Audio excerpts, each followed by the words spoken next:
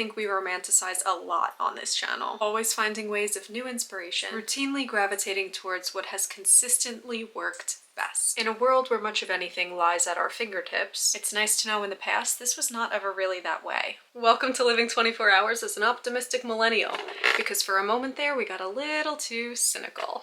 What the actual fuck is an optimistic millennial? Do you remember what the term hipster used to mean? Okay, good. Now reimagine it. Millennial optimism can best be described as the period between 2008 and 2012, where these teens and young adults who did not want to conform to societal standards, mostly in the States, were seen as carefree new age hippies, but rather advocating for what they cared about. They put their money into products that promised to do it for them. Give the shoe brand Tom's, for example. Each pair you buy gives a free donated pair to someone in need. Mostly derivative of consumer culture, millennials head into music festival shenanigans where their signature was an ode to saving the whales, and going vegan because PETA told you to was all the rave.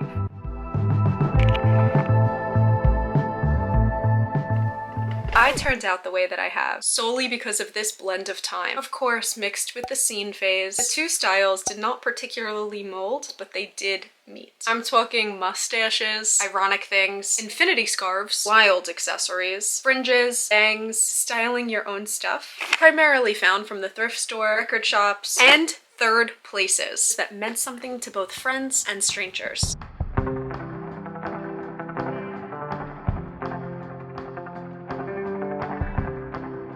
The area of optimism we are activating today has little to do with shirts that say hipsters use side door, but more to do with the freedom and creative expression that came with that wacky, whimsical time.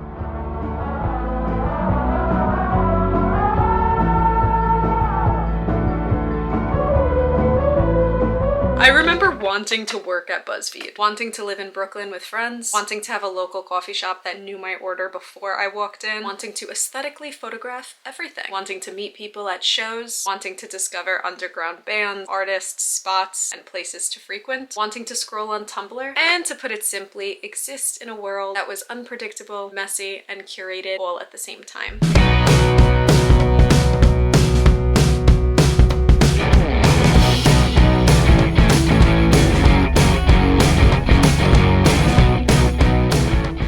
I forgot how overstimulating wearing all of these clothes were. There's so many layers, too much textures happening. I love layering, but oh my god. Can we relax?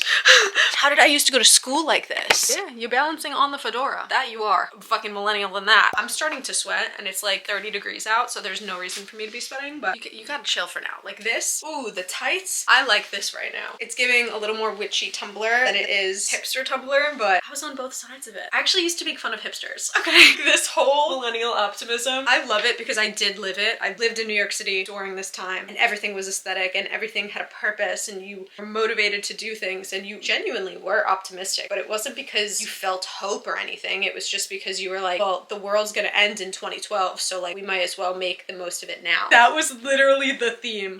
And we're gonna do a little journaling exercise because nothing screams hipster more than carrying 7 books at once and not reading any of them.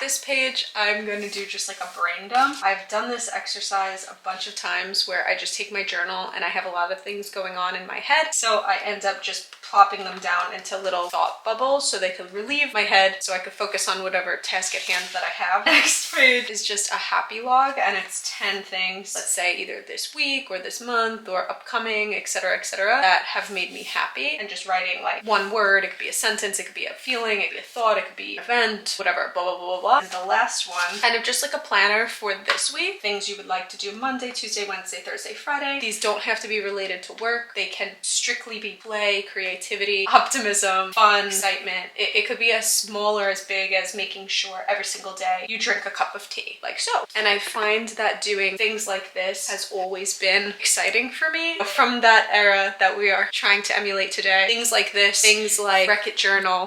I I have mine. Oh, I'm embarrassed. Should I go get it? Did I throw it away? Oh my god, no, it was a lot closer than I thought. This one says, scribble wildly, violently, with reckless abandon. And mine said, I don't think you want me to be violent, reckless, or both. And that's what I wrote instead of scribbling. So it's really just about the creative expression of doing whatever you feel. Poke holes with this pencil. Pour, spill, spit, fling your, fling your what here? Oh, fling your coffee. But I crossed out coffee and wrote tea because at this time I thought I was so different and so cool that I didn't like coffee and I only drank tea. So I spilled tea all over this page intentionally. Dramatically hipstery enough. If you owned a Wreck This journal, you are already on the right page of becoming an optimistic millennial. All right, the day turned to night. Well, it's 6 o'clock now. I changed into a different sort of optimism millennial outfit and we're in Soho. So Jordan and I have a few errands to run. We have to go to like a wholesale store. It's giving American Apparel. It's giving exactly what you think. And then I have like a brand thing to attend to and maybe get like a late night little coffee beverage. Historically, I always park outside of my old office and I go like this. No, I'm kidding. And everything's good and great because we're positive.